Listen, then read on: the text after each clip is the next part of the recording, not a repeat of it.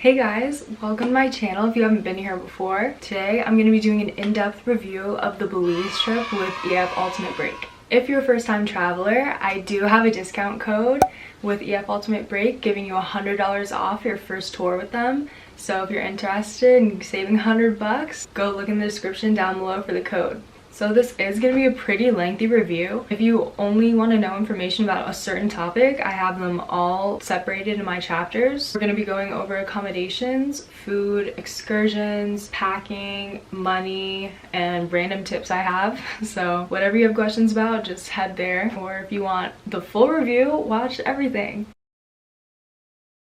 Okay, so the first thing I'm gonna go over are the accommodations. The first place we stayed at was the biltmore Plaza in Belize City. Second place was the Caribbean Villas in San Pedro.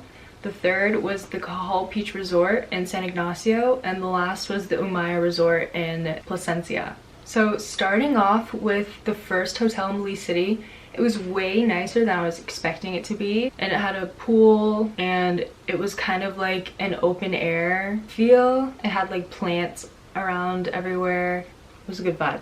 So a downside of this place is that we had 3 girls sharing a room and there were only 2 beds. I had to share a bed with a girl that I had literally met like a few hours before, and I didn't know on any trips that you're gonna share a bed with someone. Like, it was kind of weird that they made us do that. Even though we had to share a bed, there were 2 queen beds and I'd say they were comfy. Like, I knocked out. I had a great night's sleep. The cleanliness rating, 5 out of 5. It was a pretty clean place, no complaints. So overall rating was a 4 out of 5. You know, the place was cool. It's not the hotel's fault that we had to share beds, but like, would have been higher if I had my own bed. Okay, hotel number 2, Caribbean Villas.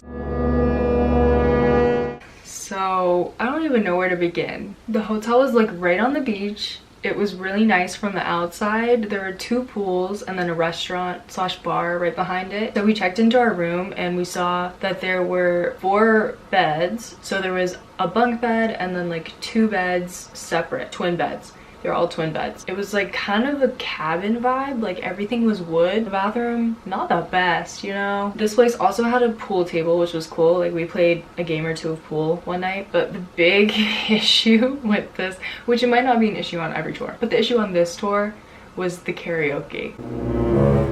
Like, people had fun with it the first night, but then there were these like military guys from Wales. Bro was singing his heart out. Both nights we were there, it was painful to hear. It was just very loud because it was right across from our rooms. Kind of wish they shut him down earlier, like he just wouldn't stop. I'm giving her a 1 out of 5 cleanliness rating. I opened my bed covers, saw many hairs in the pillow, in the blankets. There were blonde hairs, obviously not mine. I was on the top bunk. Nothing's up there, so it was gross. And the bathroom also just like wasn't that clean. I used my shower shoes in there for sure, if you know what I mean. Overall rating, I hate to do this, but I'm giving it a 0 out of 5. Like, there were really no redeeming factors at this place. They were nice and gave us like more towels when we wanted. The pools were okay, you know, if you want to swim. We didn't really have that much time to swim there. The karaoke was just big turn off. The food was okay and like really overpriced. Our welcome dinner was there. It was just, ooh, it was not good. Yeah, I didn't love going here and would never go back, so.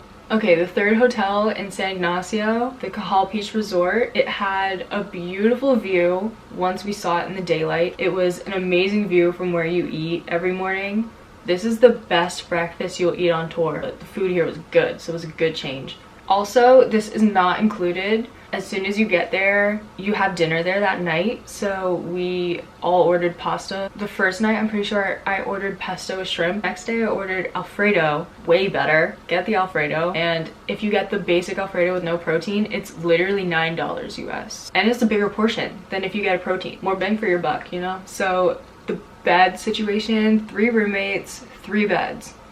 Perfect. Queen beds, even better. But the bed comfort rating, there were like really hard queen beds. I gotta say, like, I was sleeping on a brick. Bed situation, so there's 2 beds in one room, and then one bed has its single separate private room, and there's a balcony off that room, so that was cool. There are really cool pools at this place, and they have like cool lights and stuff, and we all like chilled by the pool one night and it was fun. And they say it closes at 10, but we were out there and then the security guy came around and was like, closed at 10:30, and we were like, so they're like chill, just don't be too loud. I'm gonna give cleanliness rating a 4 out of 5. It was pretty clean. The bathroom was way more updated than the past place, Caribbean Villas, so it was a nice change. Way bigger. We had like a suite, we had like a couch. Overall rating, I'm giving it a 4 out of 5 because the pasta definitely made up for the rock hard beds. Okay, so the last place in Placencia on the southern coast is Umaya Resort. Coming to this resort was just an incredible feeling because you walk in, it's like,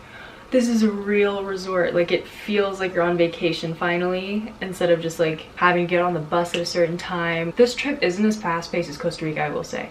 But walking into this resort feels like a breath of fresh air. They give you a welcome drink, and then they give you a briefing on all the amenities. They have a beach side and a lagoon side. And on the beach side, they have like kayaks and paddle boards and beach volleyball and a beautiful pool that was nice to swim in, and like rafts that you can tan on. It was just like really, it was awesome. It was a great beachfront. And in the pool, there's also a swim-up bar, so you know people were using that. But the drinks aren't overpriced, so if you want cheaper drinks, go into town. While I thought walking into this resort was like my saving grace, it ended up not being like that.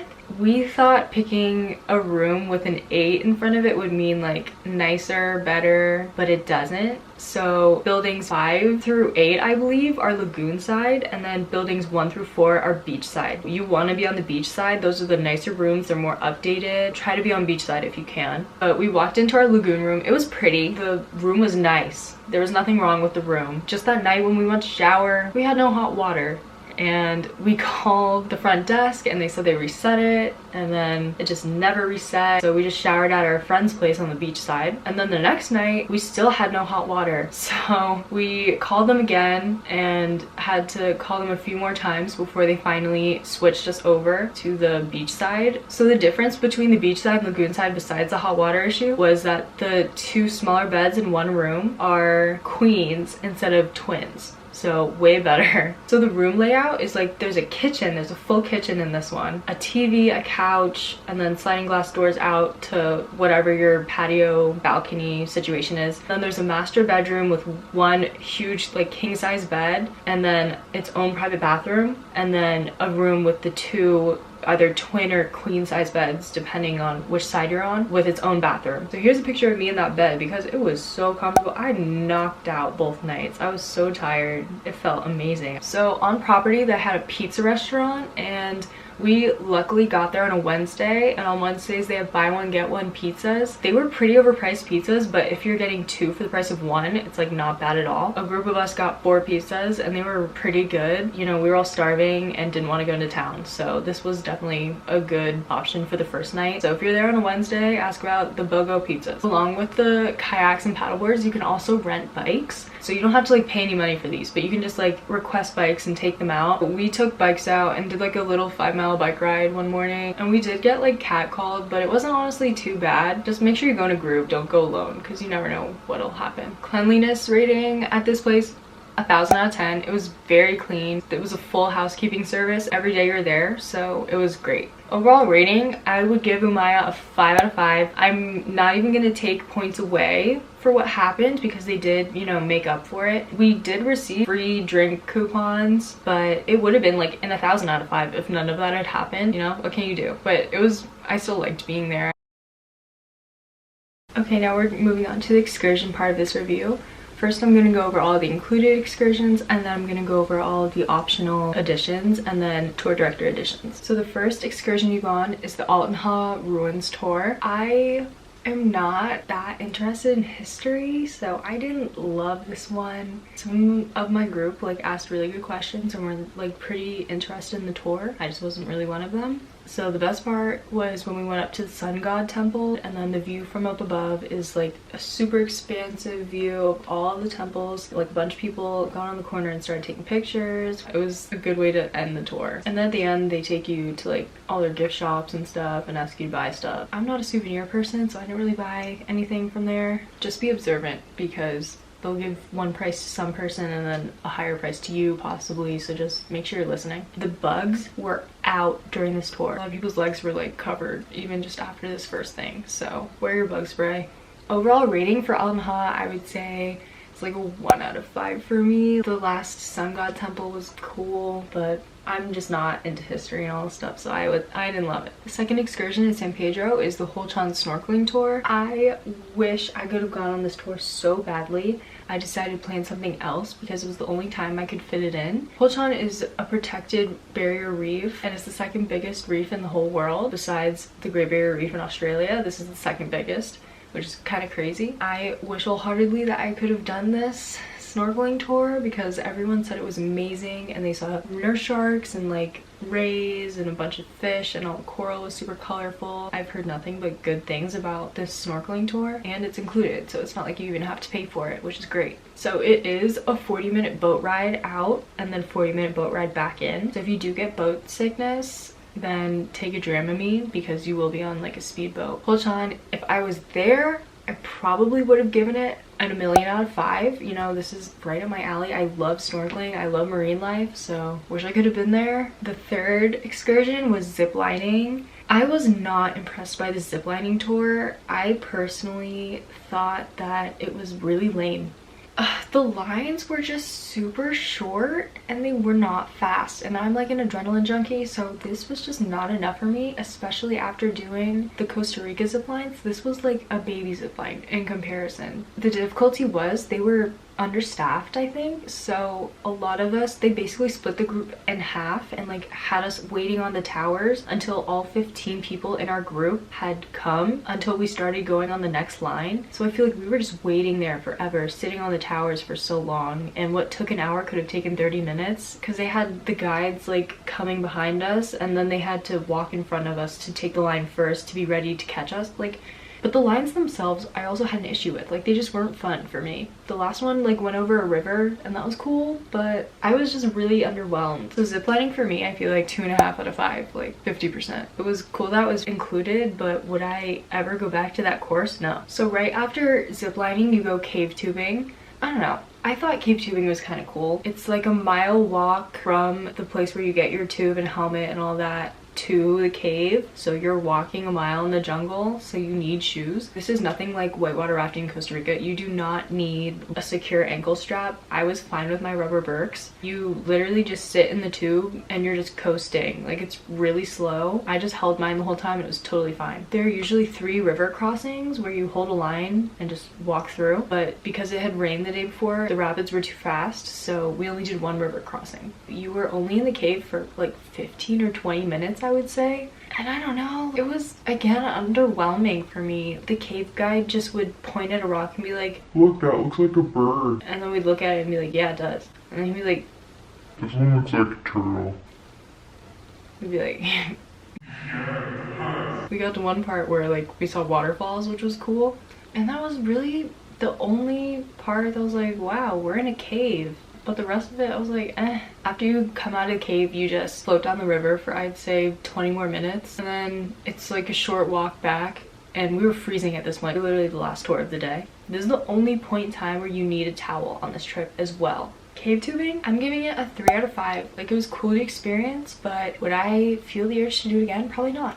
Cahal National Park in Guatemala. The ride from the border is really long. I was exhausted this day. I wasn't expecting it to be that far from the border. I want to say it was like a 3-hour ride. I could be wrong. It could be in my head, but we were in there for a long time. On the way there, you stop at a gift shop. A couple people bought things. I would personally wait until you come out of Cahal if you want like special Cahal things, but if you want just basic Guatemala stuff, then go ahead, buy stuff there. But yeah, you stop at this gift shop and it's like a restroom break as well as a food break. So I think they had tamales. Those tamales were super good. And then they had coffee. I'm not a coffee person, but it was so good. I needed that coffee because I was like crashing in the car on the way there. So the coffee, 10 out of 10. Even if you're not a coffee person, drink it. It was so good. After you get a little snack and stop at the gift shop, you continue to the national park.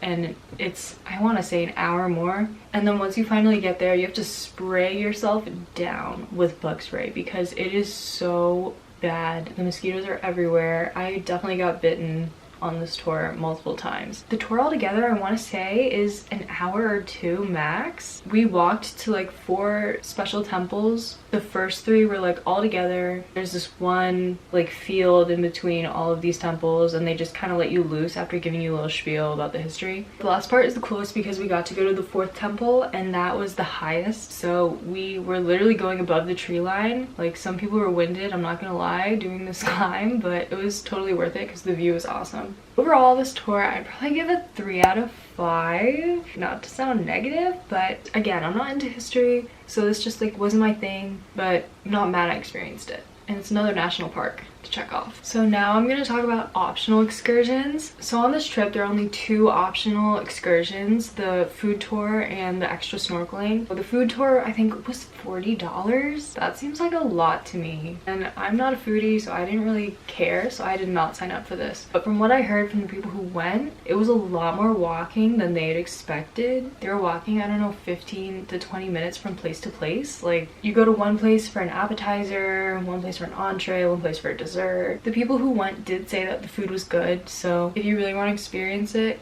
go for it. But personally, I wouldn't pay that much just for a food tour. I'm gonna give it a 3 out of 5 because I heard mixed reviews just because of the walking, but apparently the food was good, so, you know, make your own decision on that. Okay, so the second optional excursion is to snorkel Ternefe Atoll. That will take place in Placencia on your 2nd day there, and it's $60 USD, which is a little steep, but honestly I would say it was worth it. I did go on this excursion, and you go to 2 different dive spots, and it's only like a 20-minute boat ride, so not as bad as the 40-minute for the other one. Because I didn't get to do the other snorkeling, this one I felt like I had to do. So the first dive spot is like pretty deep. You have life jackets, so it's not like you need to dive down or anything, but everything's like far away, so you can't see it as clearly. It was like a super cloudy day, and the clarity wasn't great, and there was algae all over the bottom, so everything just looked green and you couldn't really see. So the first dive spot wasn't that great. Like, we saw a ray on the bottom, and then our guide would also like swim down to the bottom and either point things out or pick things up and let us see them.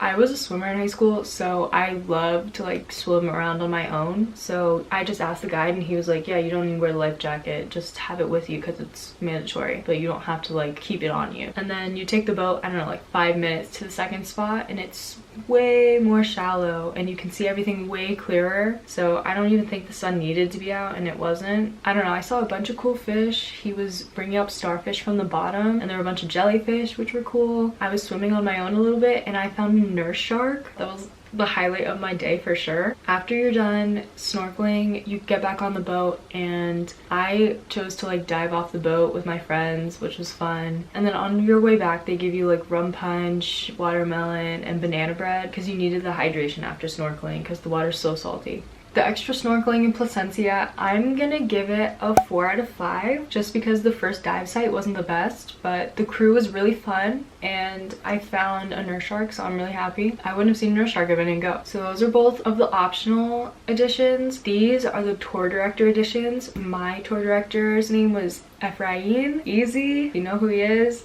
He's been doing this for a while. So the first edition that Easy gave us was to go to Secret Beach or Kikulker. So Secret Beach has been around for a while. Like, a lot of tour guides bring their groups to Secret Beach. And Kikulker, I did really want to go to because, I don't know, I feel like there would be more to do, but everyone else wanted to go to Secret Beach, so I was like, why not? I'll just go with the group. You definitely want to be doing one or the other unless you're totally okay with sitting just at the pool or in your room for 4 hours. I would definitely recommend doing one of them. You can only do one because it's during the same time, so you'd have to choose, but it's $50 US cash. Both activities include tubing off the boat, so that was really fun, and you can go with 2 other people and they throw you, and everyone was cheering and having a good time and like watching people, so it was really entertaining. But if you do Secret Beach, we went to like an iguana sanctuary, which was literally just a 2-minute walk around this wooden path, and we saw a bunch of orange iguanas, which are crazy. Like, I didn't even know there were orange iguanas. I don't know, just kind of something to say you did, I guess, because we were there for literally 2 minutes. And then after tubing, you get to Secret Beach and they welcomed us with shots. I swear it was water because I had 3, didn't feel a thing. Like, that's questionable. If anything should make me a lightweight, like, feel something, you know? But at Secret Beach, there are a lot of like tables, and there's some hammocks, and there's like tables in the water that you can chill at, and there's bars. But if you walk down the beach, there's like a bunch of other bars. A group of us walked down, and we went to a place called Swing Bar, and that was definitely like more the vibe. Like, they had better music, everyone was having a good time. And then we had to get back on the boat and go back to Caribbean Villas. If you choose to do the Key tour, you would be able to see the island. Like, it's literally a mile long, I think. But on the way there, you get to also go tubing, as I said before. There's also a chance to see manatees, I'm pretty sure. And when you get there, you get to go to the split, which is literally where the island is split in half because of a hurricane, I believe. I feel like there would have been more to do there than Secret Beach, because it was literally just a strip of bars. Secret Beach, I'm gonna give it a 5 out of 5. It was a really good time. Like, our group had fun going, and the tubing was awesome. I wish I would have gone to see Key. Like, if more people had wanted to go, I would have done that instead. We had fun either way. So another addition was the chocolate tour that I kind of mentioned earlier. You do get a free lunch, and you get to make your own Mayan chocolate, and then get a tour of like how the chocolate's made. I didn't do this.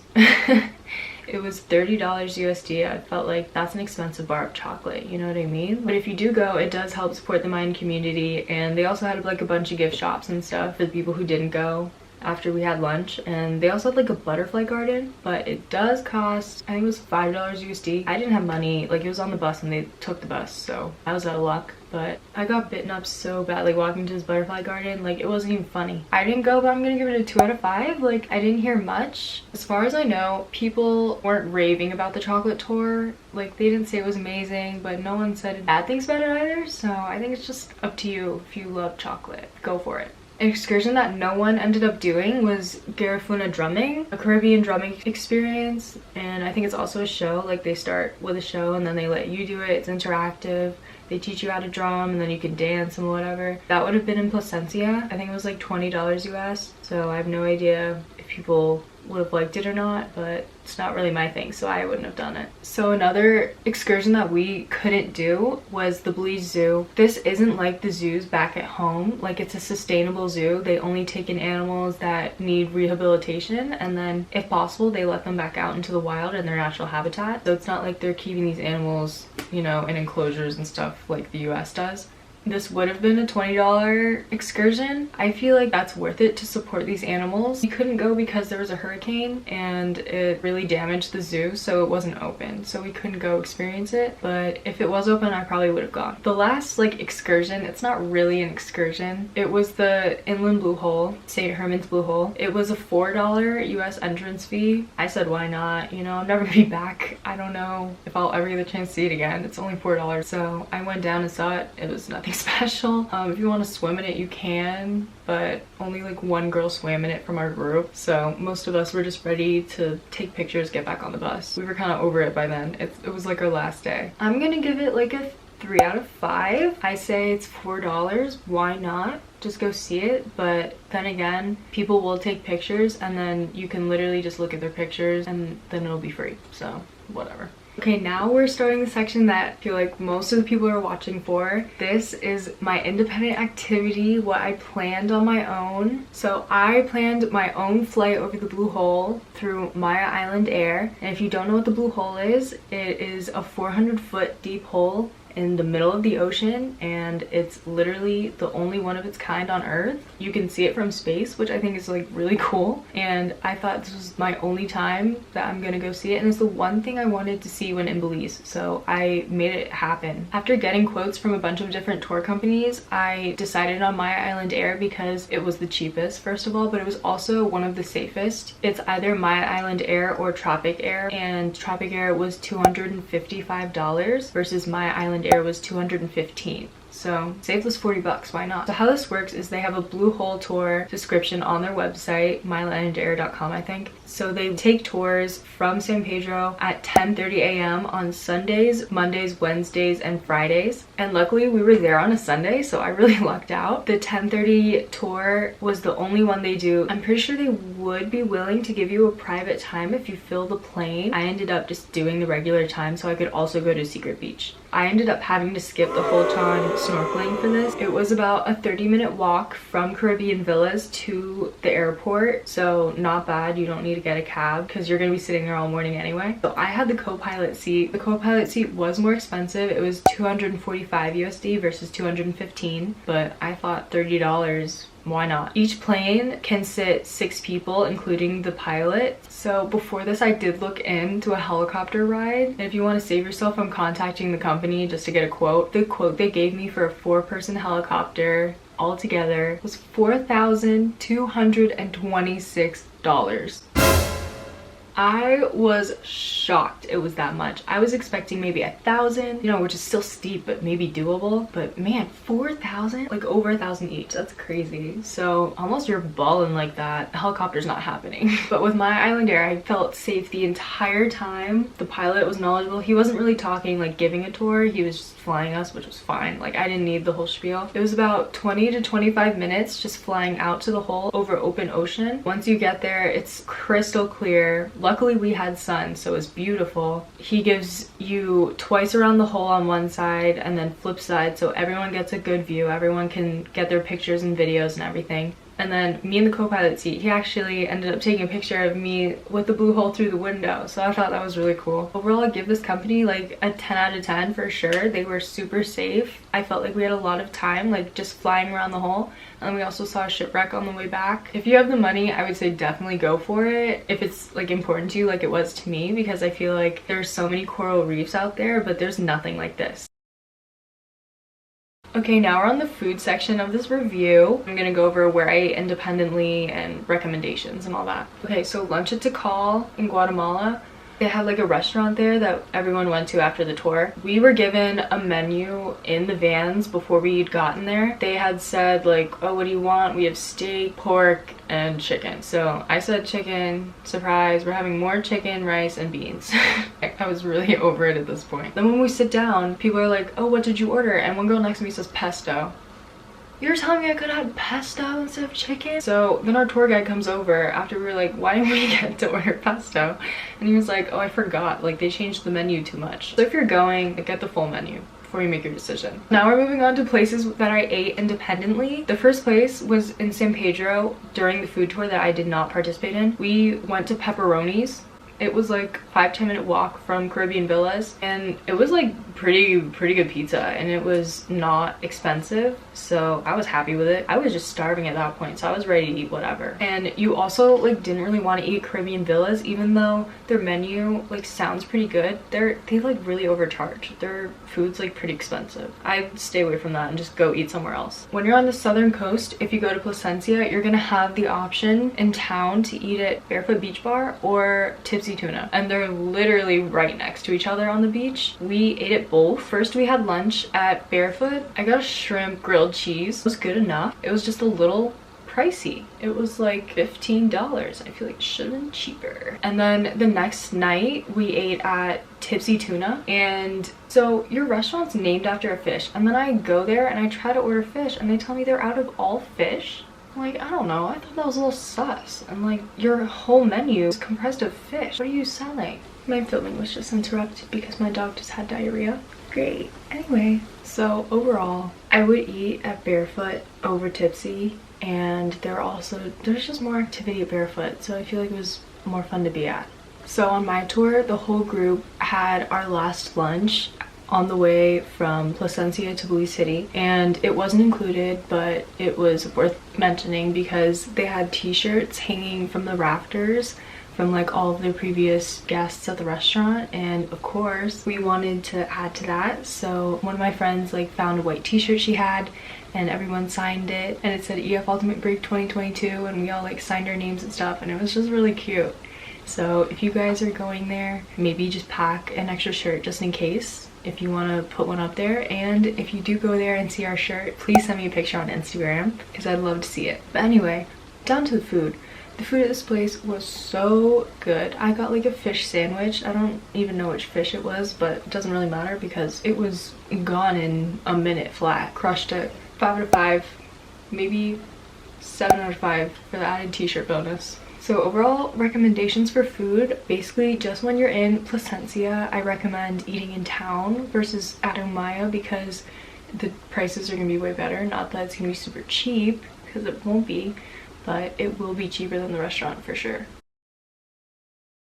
Okay, so now we're at the money portion of this review. So the conversion rate is $2 Belizean equals $1 US. So really easy. Just chop everything in half and that's what you're paying in US. So my budget breakdown, I spent $210 on food alone, $30 on souvenirs, $15 in ATM fees because I didn't bring enough cash, and my Blue Hole flight was $245. So my total amount spent was $555, but without my Blue Hole flight, it was only $310. So cash is king here. Definitely bring cash. Don't try to pay card because not many places take it. The ATM fees are steep. It was $5 a transaction. So I would definitely bring like $350 cash if you want to be safe. And if you have spending habits like me, obviously I paid for the flight with card, but everything else was pretty much cash.